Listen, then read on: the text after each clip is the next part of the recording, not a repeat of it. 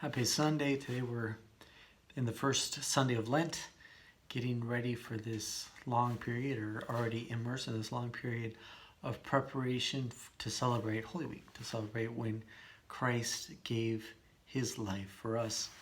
And today's gospel can be a bit of a challenging gospel. It's the gospel of the temptations. It's a gospel that all of us are very familiar with. It's a gospel that it's very easy to imagine, seeing Christ being taken up to the top of the temple, or seeing Christ looking over the cities with the Satan, with the tempter at his side. And we can kind of wonder, well, how do I deal with temptation? Or why once again are we talking about temptation? Christianity seems to be such a negative religion. And I think in that sense it's interesting to look at the meaning in the original Greek of this word temptation. In Greek, we would be saying perasmos, from the verb perazzo, which means to test, to put to the test. And so we can look at temptations in a totally different light if we think about it this way.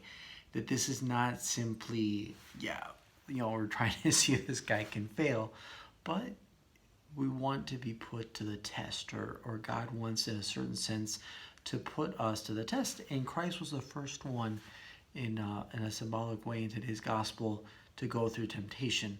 He wanted to be put to the test. He wanted to prove his love. And I think we could look at it a little bit differently. If we think of the knights gallant in medieval times who would go off and would try to win over a princess, they were always trying to prove their love.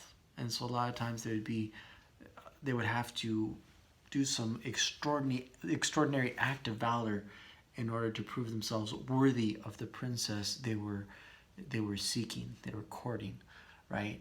And so for the knight gallant, it wasn't this, oh my gosh, I can't believe she's asking me for all this.